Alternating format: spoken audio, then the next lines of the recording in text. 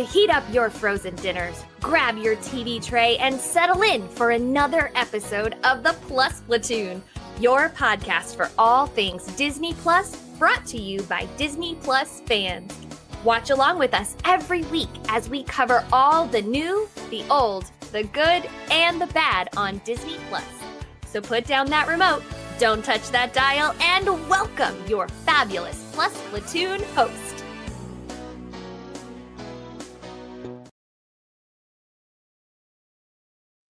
Hey everyone, welcome to the Plus Platoon. We're a Disney Plus fan podcast that gives honest, spoiler-filled reviews of movies and shows on Disney Plus. We look at new releases, coming attractions, and we'll even go back into the vault to revisit some of the classic Disney that's on the platform. Make sure you're subscribed and you will never miss a moment. I'm going to bring in Kate. Kate, good to see you this evening. Good to see you too, brother. Always a pleasure on a Tuesday or a Thursday, whenever this comes out. Yeah, always a pleasure to meet whenever we record for the week. It's always fun. So, and this week we got Pete. Pete, how's your week going? Hola. My week's going well. I see what you did. Yeah, anyway. Or is that, how do you say hello in Portuguese? That I have no idea. Oi. Oi? Oi? No, that's Yiddish. Guys, if you're not already, please like, subscribe, share. We've got some fun shows coming up, including we're going to be hitting the entire Andor series as it comes out. So, and Kate can get over herself. I have to get over Marvel. Kate can get over herself on the Andor. Well, I just realized after last week that we liked Andor, so I'm actually not going to be mad about it. Yeah, we did like Andor. So, okay, this week we watched it's a documentary called Walt and El Grupo. It follows Walt and his collection of studio employees, because they weren't all artists. Matter of fact, very few of them were actually artists, but Walt and his some studio employees. Mary Blair was part of them. Frank Thomas was one of them. And they went on a goodwill tour in, I believe it was July, August, and September of 1941 to Brazil, Argentina, and Chile as basically a PR deal through the government to try and get them to back the West in the inevitable war with Germany that was coming, compared to the Nazis in the inevitable war with Germany that was coming. So, and it showed pictures, it took interviewed people who were interacted with it, interviewed family members, a lot of kids, a lot of daughters especially of the group, reading letters, talking about experiences they had. And it was all in a lead up to them creating, out of this trip came Saludos, Amigos, and the Three Caballeros, which we will be watching in a future episode. But for this one, we're only talking about the documentary. So, for this documentary, what drew you in? What worked, for lack of a better term? What did you like about the documentary? And Pete, I'll start with you. I liked quite a bit about this. I liked the way they set it up by letting us know what was going on with Walt and the issues at the studios. I actually wish they'd gone a little more into that, because it really was a big time of upheaval in what he was in his career. He'd had, they did talk about a lot of success with Snow White in 1937. And then he had several movies come out that didn't do as well. He was getting cut off from Europe because of the war in Europe. So he was losing a lot of business. And then that was also a time of, they didn't really talk about this, but socialism becoming popular in America. And so a lot of things were unionizing, and there were, if you really get into the history of it, there was a very small fraction of his workers that were being really, really pushy about unionization, and he was very angry about it, because he felt like he treated his employees very well, and he actually saw it as a betrayal. So it was at this time that all this happened, and they talked about it a little bit. But the other thing I really liked is the way that they used the letters. You mentioned that they actually read letters from the different people that were on this trip. I mean, it was a different. I mean, it's funny you think about like even when I was a kid, like people still wrote letters a lot. You wrote letters to your family and things like that. It's not really a thing now, right? You write texts or something like that. But I was just thinking like 50 years from now, they'll be, here's the text that so-and-so sent to, this was his Facebook posts. But yeah, so it was a lot of letters and some of it was very interesting. And then I also liked the way they found people in the places that had maybe interacted with Walt and the group. And even though it was subtitled, I thought a few of those people were very interesting. So there was lots of moments that were interesting in this, I thought. What about you, Derek? Yeah, it was interesting to see the places that they were actually were. It was interesting to, I guess I never thought about how much the Nazis were trying to get South America on their side, and it was huge. To the point of in this, it showed that's the reason they only stayed 5 days in Chile. Is Chile was, for a lack of a better term, a Nazi puppet at this time. So they couldn't turn Walt Disney away. But Chile didn't really get much. The only factor of how Chile is in either of the two movies is that the letter from Pedro the Plane is going to a guy in Chile. Right. Other than that, it didn't really do much in Chile. But it's just thinking about that and having not thought about that, I wish, well, we'll get to that here in a little bit. But yeah, for me, it was some of the visuals really worked and just thinking about some of the historical context. Kate, anything to add? I wanted to see more of Pedro the Plane. Wait about a month. Oh, okay. Because I thought that was really cute. It is. You know, there were parts of this that I really enjoyed. I saw pictures and videos of Walt that I've never seen before, and I thought that I had seen every picture and video of Walt that existed. And how young he was. He was a looker, man. Hello. I'll take your word for that one.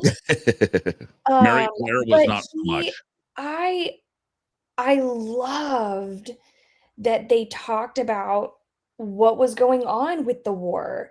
I loved the part where his daughter, was it his daughter or was it his granddaughter? His daughter. Diane was interviewed. They were interviewing one of his daughters. Yeah. Okay. When she said that he came outside and said they bombed Pearl Harbor.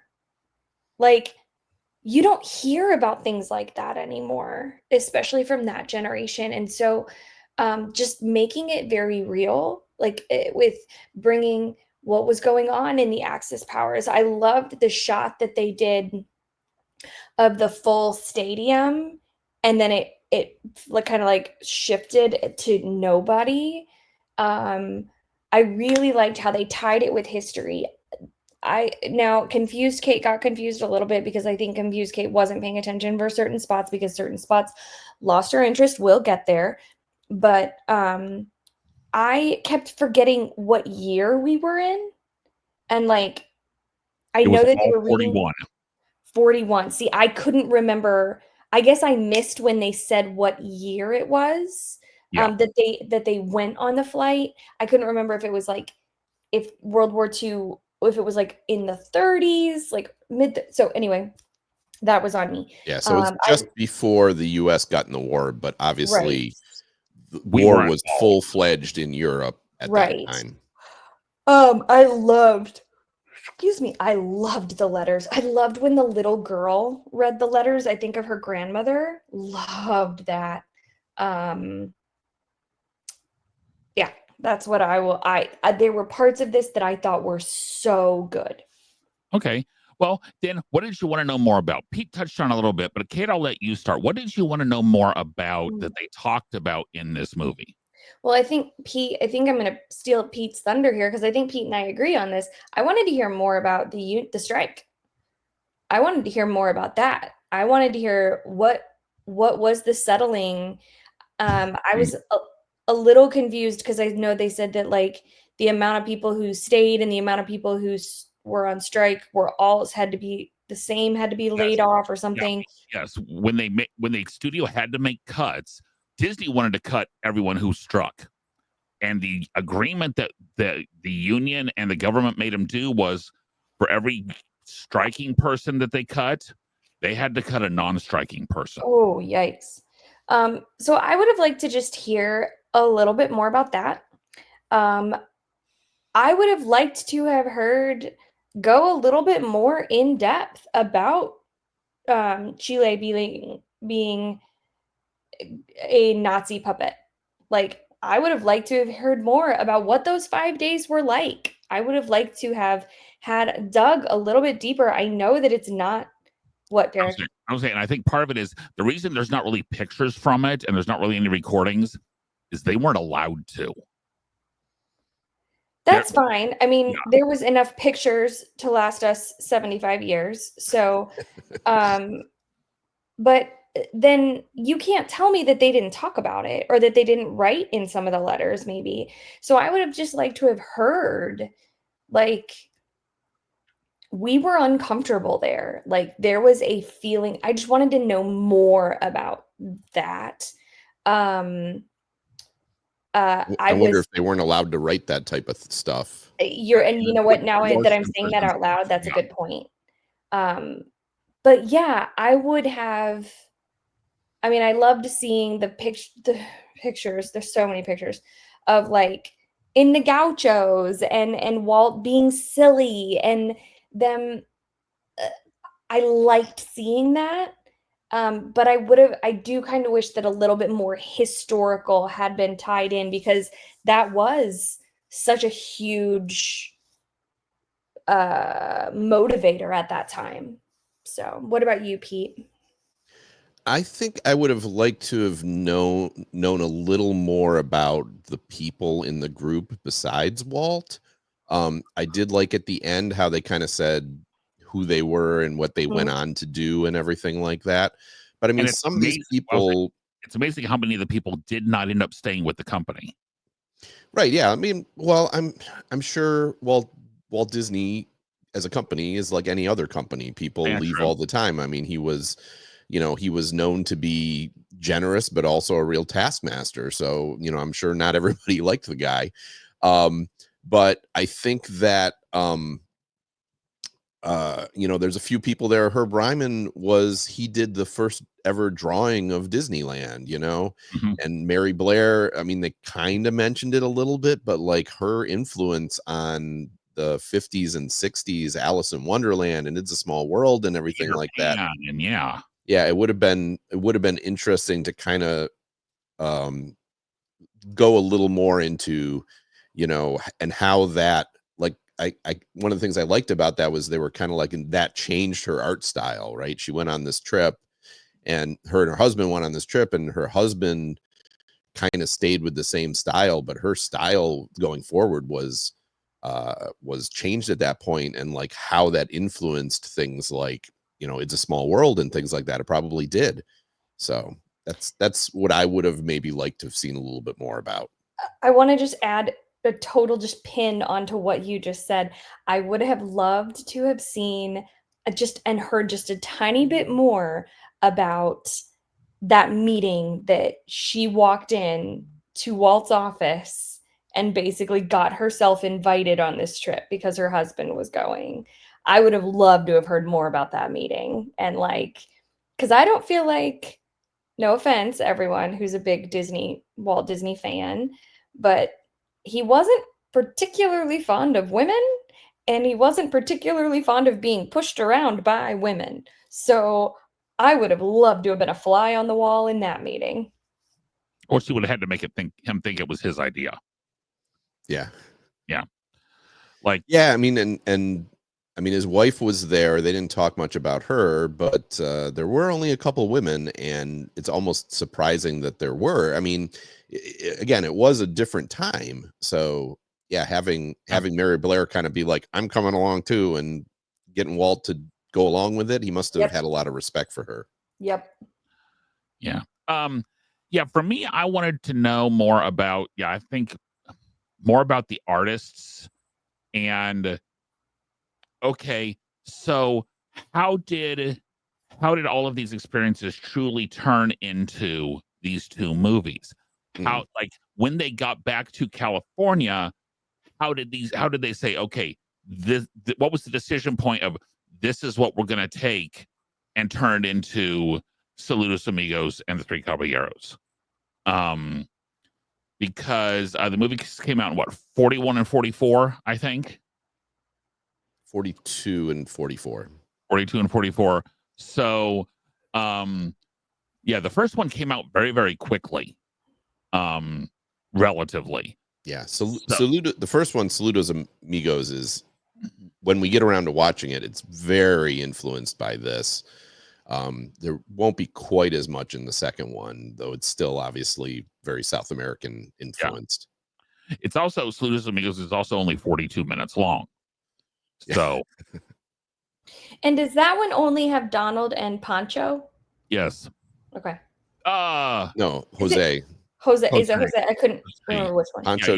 Pancho doesn't show up to this because I think Pancho is from Mexico. Yes, Pancho's from Mexico. Oh, it's Jose. Okay, got it. Yeah. And the little karaoke bird or whatever he is. Yeah. So, but that's what I would have mind is okay. From everything you saw, first I would have loved to see more about their trip, people's trip up to Lake Titicaca, because what they showed is basically what they end up showing in the movie, Right. almost shot for shot. Right. And so, but there's just a couple of those little side trips, or like the one where Walt had to go up into Uruguay for a couple of days, and there were a couple artists that wanted to stay there and get a little bit more of the culture. What culture did they go get? So it's just no. Oh, come on, Kate. But Moving right along. yeah, it's just a case of something. I would have liked a little bit more focus on El Grupo rather than a Walt. So See, and I don't disagree, but I felt like I had trouble keeping up with who was who, because they were bringing in children of the people that went on the trip and putting their names.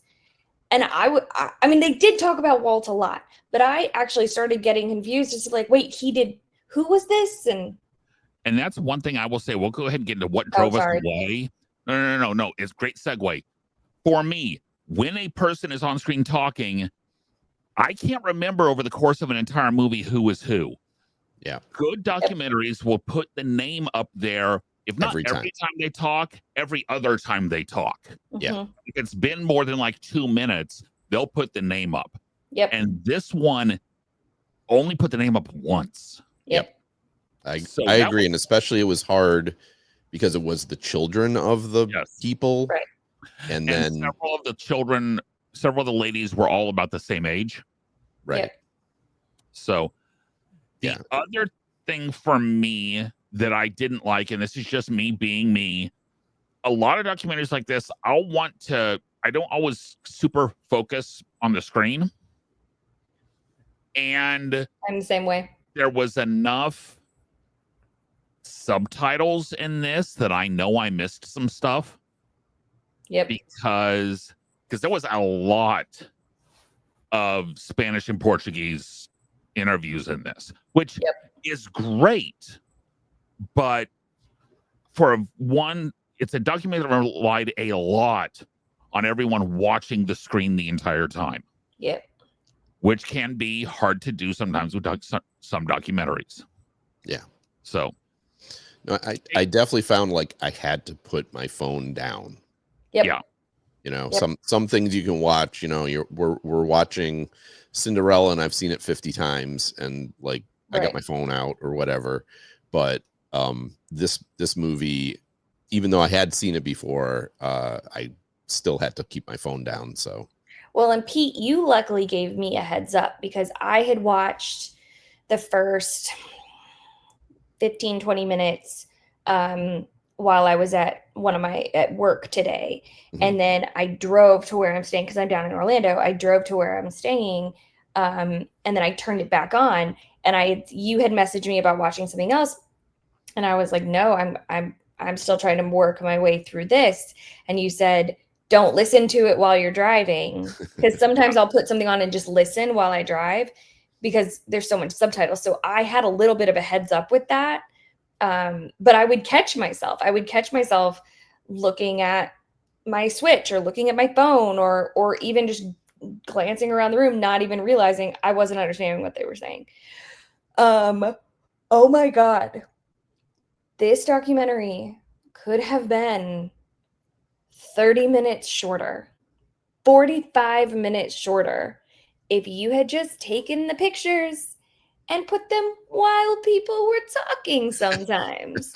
I didn't need the full music playing with just pictures and some videos and then paintings and then drawings and then people who I don't remember who they are. And then people, like, at least if you're going to do pictures, like, give me like little names underneath, like just to remind me who people are.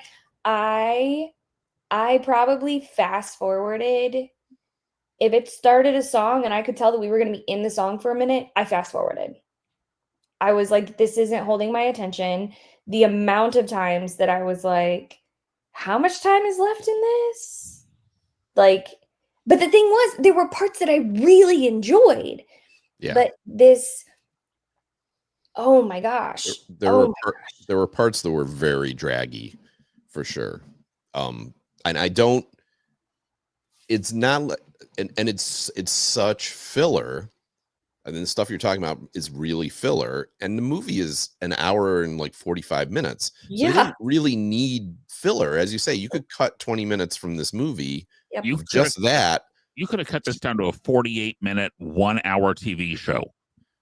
Well, you could have, but I mean, I think it still needed to be maybe like an hour and 15 or something like that. Hour 20. But I agree with Kate. It easily could have cut half hour out of this without even losing a lot of information, because there was a lot of moments like that. And by this last third of the movie, I found that, because I think in the last as we pointed out, the last third of the movie was when they got the chili and there was less information there.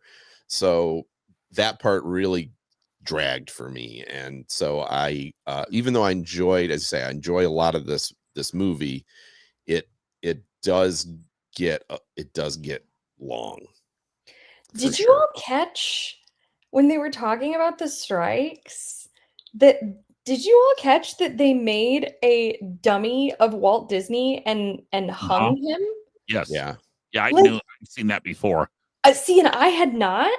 And I'm watching this and I literally go, did I see that correctly? And so I backed up a little bit because I was like, there's no way. And then I saw it and I was like, oh no. No, and they showed part of that dragon, but they didn't show the head of the dragon, which was Walt's head.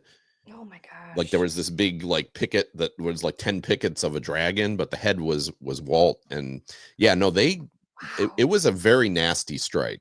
And yeah, I would love to hear more about that. You go Walt into the lost. What? And Walt lost. Right. Yeah. The big super thick Walt Disney biography that has him on the front with the yellow lettering. You guys know which one I'm talking about. I know exactly which one you're talking about. Has a big section on the strike in it. So if you have that, I have that as an audiobook. If you have that, there is a big section on the strike in there. Okay. So, okay. Before we get this last question, Gina, so go ahead and drop it down. This is my fault. Which section of watching did you find the most interesting? Was it the Brazil section? Was it the Argentina section? Or was it, I'll just put it, everything else? Everything else. So the Chile and the before the trip? Yeah. I will be really honest with you. I don't remember which parts were which. Like I remember. Okay, yeah, it's hard for me to remember what was what. The first 15 minutes was them getting onto the trip. Then it was about what? The big chunk of it was the Brazil section. Right. It was about probably 40 minutes in Brazil. I don't know if I would break it for me. I wouldn't break it into locations. I would break it into the historical junctures.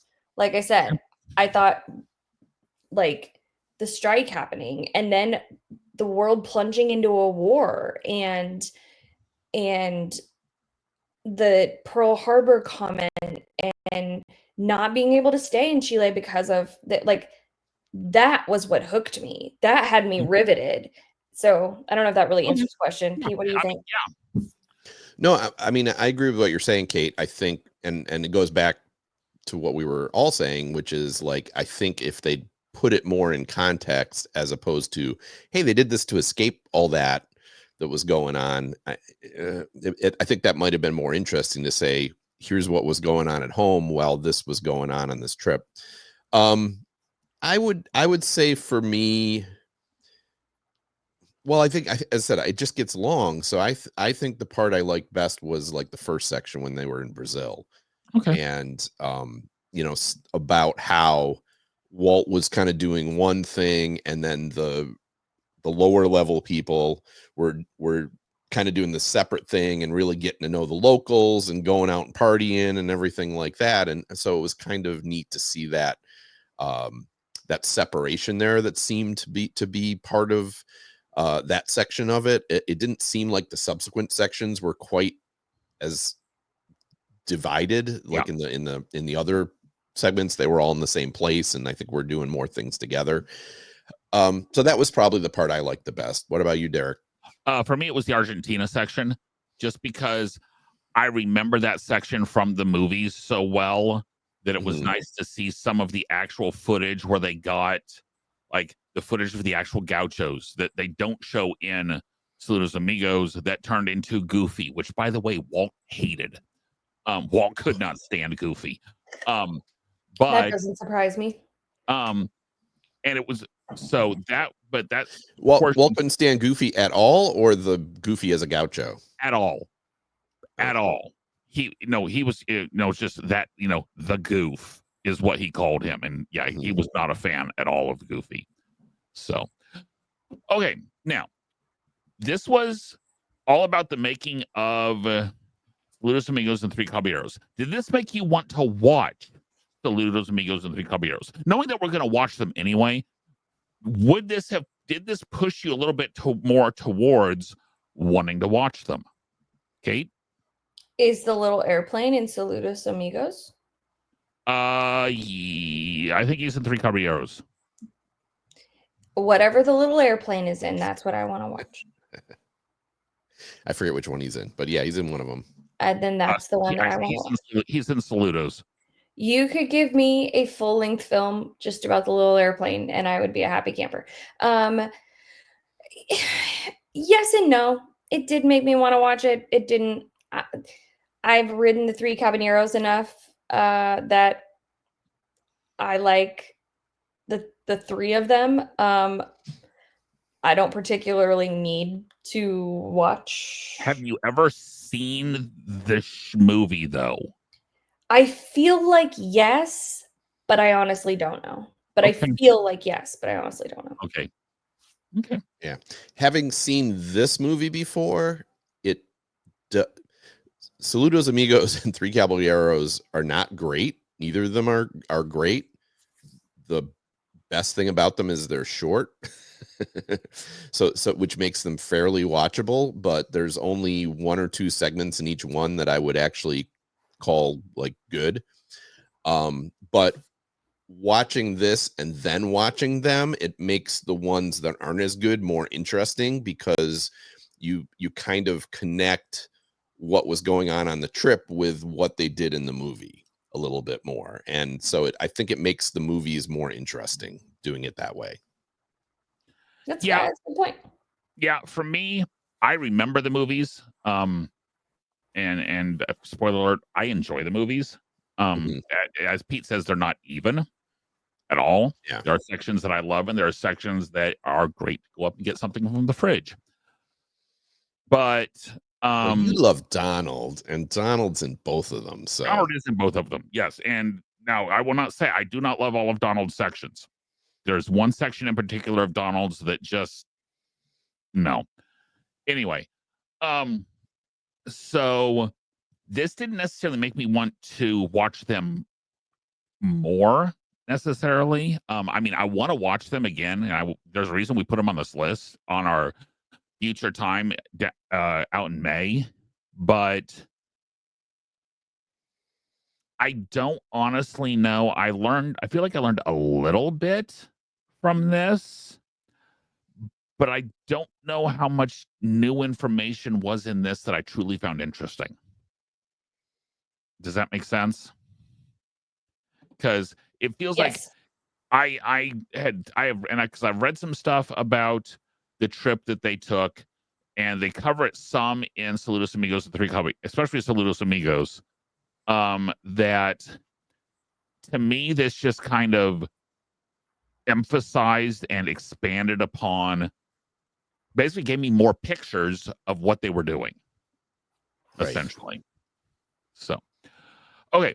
I don't completely agree with that. I think this does give you more context of what they were doing. In particular, seeing the letters and hearing what they were actually doing, and seeing photos and I wish there was more footage. That's the one thing. I mean, we didn't cover that in that, but a lot of still pictures, and they used motion with those still pictures to make them feel like it was a movie, but it was a lot of still pictures, and I'm kind of surprised the way Walt is, that there wasn't more footage of even if it was not sound footage, but just footage of them none of it was going to sound footage, right? But you know what I mean. Yeah. But even without sound, it's still like the best stuff to me was, as Kate said, like seeing Walt with the gauchos and things like that, and seeing them with the dancers. It would have been nice to get more of that and to link it even more to the movies. But yeah, it's very interesting without being great. Yeah, that's a good way to put it. That's a good way to put it. Interestingly enough, also directed and produced by the same guy who did Frank and Ollie, that we all enjoyed. So, that being said, as we always do, we do cups of pixie dust out of 5 for purely Walt and El Grupo. What are you going to give it, Kate? I'm going to give it a 2. It taught me things that I did not know, which is surprising because I think I know a lot about the Disney company and Disney's history. So I'm going to give it a 2. Pete? Yeah, I think I'm going to give this a 2.5. I think anyone that's a fan of Disney, and especially the history of Disney, Walt Disney, I think it's worth a watch. It's not particularly rewatchable. Again, I watched it. I watched it long enough ago that we rented the DVD from Netflix. So, so how long ago was that they were still doing DVDs? I don't know. I don't know. This came out in what, 08? 08, yeah. So it has to be more than 10 years ago that I saw it. And second watch was not better than the first watch, and I don't think I'd rush for a third watch in the future, but I would recommend it to people that, again, are fans of the history of Walt Disney. I think it's something that's not talked about that much. I mean, Derek mentioned in that one book, but it's still not something that you get like out of the parks or any of the like real propaganda-y stuff that you get from Disney. It's usually kind of glossed over. So I think from that perspective, it's worth a watch. So okay. Derek? I'm going to give this a 2. Just, I think that I think honestly, if people want to watch this, they should actually watch Saludos Amigos first. And if they want to know more about the trip that they took, then go watch Walt and El Grupo. That's how I would do it. Because if you just get into this, you're going to go, okay, what, why, huh, what? But I think this as a supplement to Saludos Amigos would probably be my best way to get the most out of it. I could see that. I mean, I think to me they're complementary. Yeah. Now that being said, it was way too long. It was too long. It is not rewatchable to me. And just yeah, I could not go higher than a 2 on this. So I mean, we were kind of all in the ballpark. Yeah. I'm usually a little higher than you guys are, but 2.5 is not a lot higher than 2. No, it's not. Just called Derek and I Statler and Waldorf because he rate things real low. Oh, wait. I'm looking at it right now. Do you realize that you and Pete are actually within 3 100ths on your average rating of everything we've ever rated? You average a 3.16. He averages a 3.19. Oh, wow. Nice. Good job, us. I average a 2.68. So like I average a half a point lower than you guys, which is about typical. I would have thought it was more. Yeah, I would have thought it was more too. Kate, what have we got for Disney Plus news this week? Not very much. Number 1, Captain America: Brave New World will be available on digital next week. No Disney Plus release date has been announced yet. I'm guessing probably a month or so. When does Thunderbolts come out? May 2nd. Then it may come out on. Okay. I think it comes out. I think it comes out around Memorial Day. Okay. I think they'll keep it away from Thunderbolts and Lilo and Stitch, and then after Lilo and Stitch comes out, they'll put it. So they'll throw it like 1st of June-ish. Beginning early June, yeah. Okay. Yeah. All right, and last but not least, Disney Plus subscribers can get reduced Walt Disney Room hotel rooms this summer, some as low as $99 per night. And actually, those the Disney Plus rates it's at a select set of hotels, but you can get it like there's some rooms that are like 40% off. I mean, some of the rooms are a pretty good deal that are not already reduced on other places. It's you can do like Pop, Art of Animation, Coronado, and like Saratoga or something like that. But you can get Saratoga for almost half price. Saratoga Springs for almost half price. And so there are some good deals. This is one of the first ones I have truly seen Disney Plus getting good subscribers getting good deals that are not available to everybody else. Wow. Surprising. Okay. Next week we are doing a double show episode. First thing we're going to watch is we're going to watch Mufasa. Say it again. Mufasa. This is a prequel to Lion King. This basically shows Mufasa's origin and somewhat Scar's origin story. Is it live action or is it animated? It's live action. Well, okay, it's CGI. Well, yeah, it's as live action as a completely computer generated movie. We are skating at the edge of the no remake zone. Yeah, Kate, I will be perfectly honest. I'm with you. I'm not excited about watching this, but it was popular enough. I would be more excited if it was straight animation. Oh, I would watch it if it was straight animation. Yeah, I would be more excited if it was like that. You seen it, Pete? I have not seen it. I didn't care enough to see it in the theaters. But I am interested to see it because I've heard pretty good reviews for it overall. And as you said, it's not just The Lion King. Right. Which I did see that. We did go to see that in theaters at the time, but my daughter has become more selective in terms of these. Oh, good. now that she's an animator, she does not like the live action remakes. I don't like live action remakes either. Yeah. She's a smart girl. So whereas I will probably never watch Snow White. This I do want to see. So and next week, these two are going to take you through the Daredevil finale. So that is coming out it was released about 34 minutes ago. Gotta run. Yeah. But I could make so many bad jokes, but since I have not seen it, I don't feel I've earned the right to. I'm kind of in the Has dark. that ever stopped you before? So, Just like Daredevil. Yeah, exactly. Yeah. I said I'm in the dark, just like in the dark. Exactly. Yeah. Those are the kind of jokes I will not be making next week because I have better taste. Oh wait. Oh, I know Oh, that was wait. a bad joke.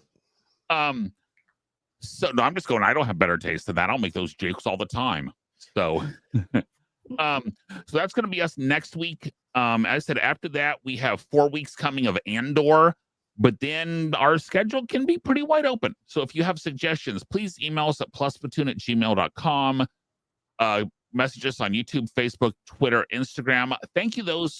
We've got some of our viewers going back and watching some of our old episodes.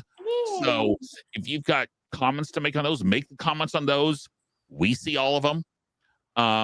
And we'll respond if you want to ask us questions. We have new episodes coming out every Thursday on YouTube and all the major podcasting services. For Kate, Pete, Steve, we love you. We miss you. We'll see you next week. Gina in the background. We will see everyone then. Bye, guys.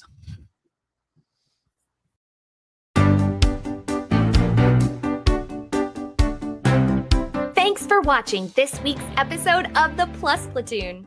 Be sure to subscribe to the Plus Platoon podcast to keep getting great content each week. Then head over to Apple Podcasts and leave those 5-star reviews as they help make the Plus Platoon visible to even more Disney Plus fans. Also, go to YouTube and like and subscribe to the Plus Platoon channel, where you can watch all future episodes live. If you have a question for the Plus Platoon, please send us an email to plusplatoon@gmail.com or connect with us on Facebook, Twitter, or Instagram @plusplatoon. The Plus Platoon is a Disney Plus fan podcast and is not affiliated with the Walt Disney Company or the Disney Plus streaming service. All opinions expressed on the show are solely those of the individual hosts and in no way reflect the views of the Walt Disney Company. Thanks for watching, and be sure to stay tuned for next week's episode because the Plus Platoon is to be continued.